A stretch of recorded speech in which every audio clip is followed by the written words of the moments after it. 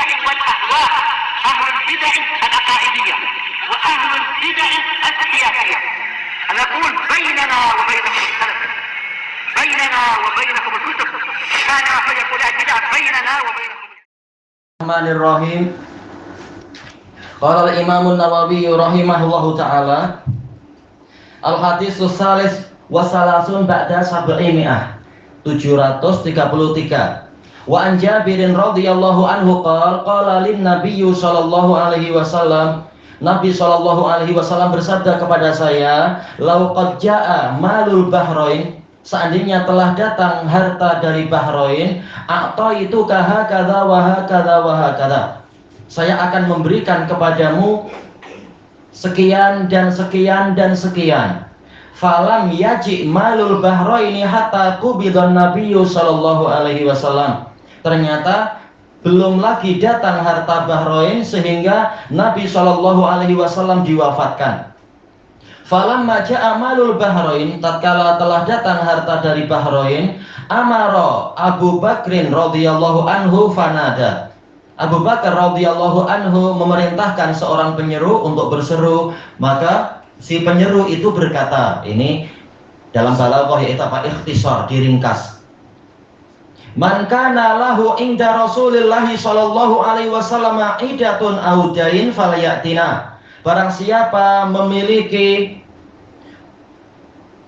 hak untuk menagih suatu janji dari Rasulullah SAW, barang siapa memiliki suatu janji dari Rasulullah SAW atau hutang dari Rasulullah, maksudnya Rasulullah berhutang kepadanya, maka hendaknya dia datang kepada kami. Fa'ataitu, maka saya pun mendatanginya. Wa qultu innan nabiyya sallallahu alaihi wasallam qala li kadza wa kadza. Saya mengatakan sesungguhnya Nabi sallallahu alaihi wasallam bersabda kepada saya demikian dan demikian. Fahasali hasyatan fa'adattuha. Lalu beliau pun, yaitu Abu Bakar As-Siddiq, menceduk dengan apa? Telapak tangan untuk saya satu cedukan. Kemudian saya menghitungnya. Faidahiyya khamsumi'ah, ternyata ada 500 dirham. Faqala li, kemudian Abu Bakar mengatakan khud mislaiha, ambillah 2 kali lipatnya, yaitu menjadi apa? 3 kali, karena janjinya juga 3 kali, 3 cedukan. Muttafaqun alaih. Baik. Di sini Rasulullah SAW memberikan janji kepada Jabir, dan wallahu a'lam apakah memberikan janji kepada yang lain, tetapi dijelaskan oleh Ibnu Battal di dalam Syarah Sahih Bukhari, ini adalah terkait dengan haknya Nabi Shallallahu Alaihi Wasallam, yaitu Nabi memberikan kepada Jabir.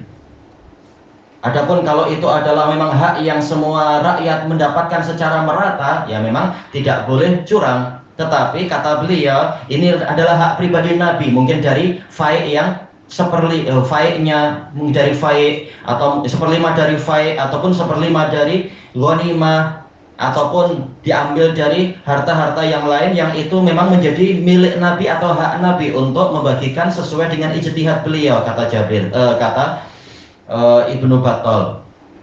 Tayyib. Di sini yang dijanjikan oleh Nabi Shallallahu Alaihi Wasallam adalah apa? Lau qad jaa malul bahrain, seandainya harta dari Bahrain telah tiba. Dijelaskan oleh Al-Hafidz Ibnu Hajar, maksudnya di sini adalah yaitu harta tahunan yang datang setiap tahun, itu jizyah. Nah, jizyah itu Nabi memiliki beberapa bagian, memiliki suatu bagian khusus. Nah, inilah yang diberikan sesuai dengan ijtihad beliau. Tidak wajib semua rakyat mendapatkan karena ini bagian Nabi. Ataupun kalau bagian yang lain dari jizyah tadi, semuanya akan mendapatkan sesuai dengan keadilan. Tapi ini bagian khusus. Dan ini boleh. Sebagaimana dijelaskan oleh Ibnu Battal bahwasanya ini adalah pemuliaan Nabi untuk orang-orang Ansor. Karena mereka yang telah mengorbankan segalanya untuk Nabi dan para muhajirin yang lain, dan juga mereka lebih mengutamakan Nabi dan para muhajirin padahal mereka sendiri sangat memerlukan, dan seterusnya. Dan kita tahu Jabir sendiri hutangnya banyak sekali karena memikul hutang ayahnya waktu itu. Ayahnya wafat di perang Uhud dalam keadaan memiliki beban hutang banyak. dan ternyata harta yang ditinggalkan itu dohirnya tidak cukup. Maka maka Jabir minta pada Nabi untuk mendoakan, memberikan syafaat kepada para ghurama, para penagihnya itu. Ternyata para penagih tidak mau mengurangi hak mereka. Maka Nabi pun mendoakan keberkahan untuk kebun yang ditinggalkan ayahnya. Akhirnya ternyata mampu untuk membayar segalanya. Ini menunjukkan, ini baru satu contoh, para Ansor mereka walaupun mengalami kekurangan banyak, mungkin mereka hutang banyak, mereka ternyata juga lebih mengutamakan Nabi dan para muhajirin daripada mereka sendiri. Maka sesuailah tatkala Nabi mendapatkan harta banyak sekali, beliau mengutamakan orang-orang Ansor. Baik. Bahrain pada waktu itu, kata Al-Hafidh, yang memimpin, yang dijadikan oleh Nabi sebagai pemimpin di sana adalah Al-Ala Al-Hadrami radhiyallahu an, sahabat yang juga memiliki banyak karomah itu. Nah, beliau yang dijadikan sebagai pemimpin di sana, wakil Nabi. Ini menunjukkan waliul amr itu memang perlu wakil-wakil. Walaupun baiat tertinggi adalah kepada waliul amr tertinggi, tetapi wakil-wakilnya itu juga waliul amr, ditaati oleh orang yang di wilayah tersebut. Nah, yang mengirimkan harta tersebut melalui utusan adalah Al-Ala Al-Hadrami. Baik, saya berikan kepadamu demikian dan demikian dan demikian, tidak disebutkan berapa dirham. Tetapi apa? Rasulullah mengisyaratkan dengan cedukan tangan.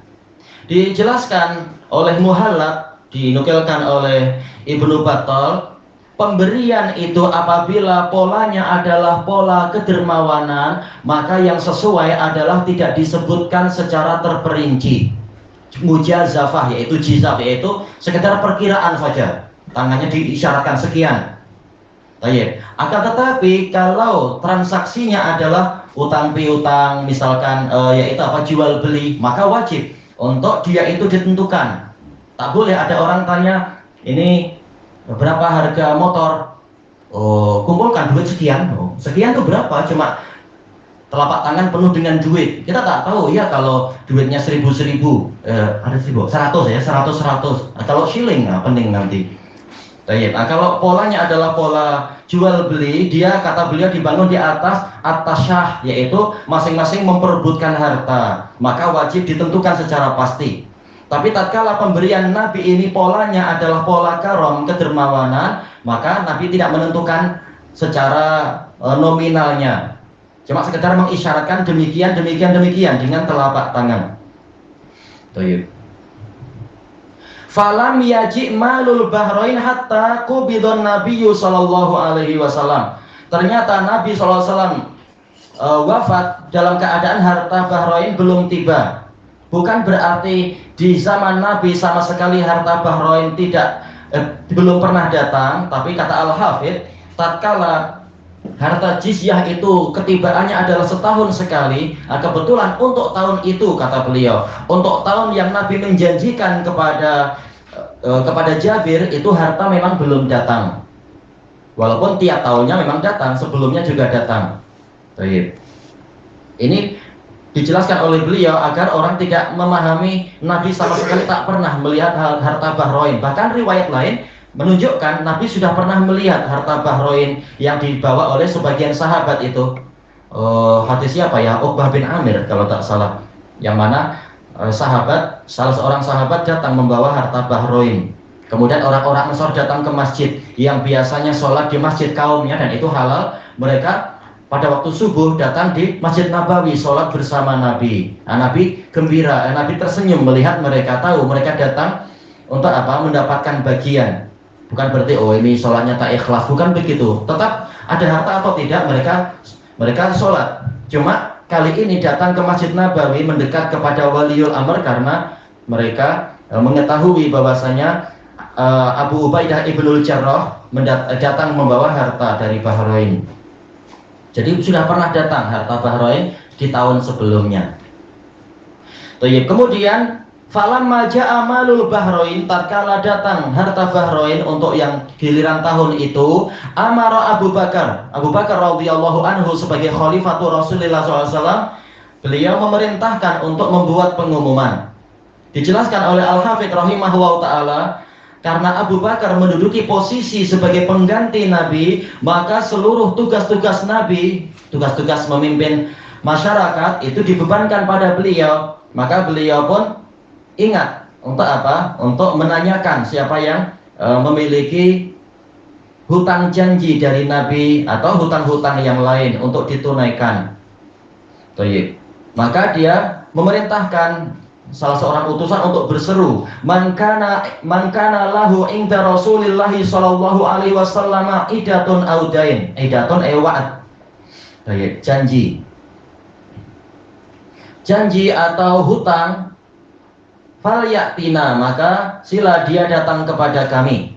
Disebutkan oleh Al-Qadhi Abdul Walid Al-Baji Al-Maliki di dalam syarah beliau, Muntaqah, syarah Muwatta, ini menunjukkan bahwasanya pemerintah yang terbentuk sebagai pengganti pemerintah sebelumnya, dia berkewajiban untuk membayar hutang pemerintah sebelumnya. Nah, orang yang politiknya buruk, ini naudzubillah niatnya, apa kita hutang banyak-banyak kita habiskan, nanti yang tanggung jawab yang terpilih naik, siapa suruh naik engkau? Kena kau. Tak boleh, itu niat buruk tentunya. Ya, politik wajib dibangun di atas kejujuran. Kalau tidak, maka Allah tak akan mengajak bicara dan tak akan menyucikan dia di hari kiamat. Kalau jadi kepala negara justru adalah pendusta. Niatnya baik, niatnya adalah untuk mempermudah rakyat dan mempermudah penguasa yang sebelumnya, penguasa yang setelahnya, bukan malah mempersulit, membebani. Kita habiskan duit sebanyak-banyaknya, pemerintah setelahnya biar pening, dia yang memikul pembayaran hutang. Itu tak boleh, itu niat yang jahat. Cuma kalau semuanya sudah berjihad dengan baik, tahu-tahu memang hutang itu ada aja ya, maka hendaknya penguasa yang setelahnya, namanya khalifah, pengganti, dia menggantikan pemikulan beban-beban itu, hutang negara. Tapi kalau hutang pribadi itu urusan lain, urusan ahli waris. Tapi kalau hutang negara, jelas kepala negara yang setelahnya yang mengurusi. Kalau yang sebelumnya berhalangan, mungkin wafat duluan seperti Nabi atau yang lain, cuma ya salah sendiri, dia berkuasa 5 tahun, tahu-tahu engkau jatuhkan, lalu engkau naik, memang engkau yang tanggung jawab sekarang memikul hutang dia, itu salah engkau sendiri lah. Ya, ini kata beliau memang peraturan syariat seperti itu. Maka kemudian Abu Bakar menjalankan tugas tadi, tidak kemudian diben siapa yang pemerintah hutang pada dia, itu pemerintah yang dulu, saya tak tanggung jawab, tak boleh, karena atas nama pemerintah, bukan atas nama pribadi, hutang pribadi. Fa'ata itu, lalu saya mendatangi Jabir. Nabi mengatakan dalam hadis Abi Hurairah, inna li sahibil haqqi maqala, sesungguhnya pemilik hak dia boleh berbicara, dan tak boleh orang yang menagih hutang dikatakan engkau sudah ngaji lama, sibuk dengan harta, tak boleh, ini hak dia. Siapa yang tidak perlu harta, selama orang masih hidup, dia memang memerlukan yang namanya harta. Allah jadikan harta itu sebagai qiyaman, untuk penopang hidup. Maka orang datang untuk menagih hutang, ini halal. Jangan malah dicaci maki, diburuk-burukkan dan seterusnya. Wa qultu, saya mengatakan, inna nabiyya sallallahu alaihi wasallam qala li hakadha wa hakadha. Sesungguhnya Nabi sallallahu alaihi wasallam bersabda kepada saya demikian-demikian, yaitu dijanjikan harta Bahrain sebanyak 3 kali cedukan tangan. Nah, tatkala pada kali yang ketiga, boleh jadi 2 kali yang pertama itu Abu Bakar beliau sibuk karena urusan memang banyak sekali, sampai Jabir datang pada kali ketiga dengan dengan hatinya agak bengang. Saya tidak yakin engkau memang ingin melaksanakan janji Nabi. Maka Abu Bakar mengatakan, tidaklah engkau datang pertama kali kecuali saya memang ingin membayar hutang Nabi itu kepadamu. Cuma Abu Bakar mungkin punya ulur sibuk atau apa. Tapi Abu Bakar tak marah pada Jabir, pemilik hak boleh dia bicara. Dia bengang juga dengan Abu Bakar menunda-nunda itu. Kemudian Abu Bakar mengajak Jabir untuk datang ke tempat berkumpulnya harta tadi, lalu bukan Abu Bakar yang mengambil duit itu, tetapi Jabirnya disuruh ambil. Coba ambil 1 cedukan. Nah, kemudian setelah itu disuruh menghitung. Nah, disinilah pembahasannya, yaitu saya menghitungnya, ternyata dia ada 500 dirham.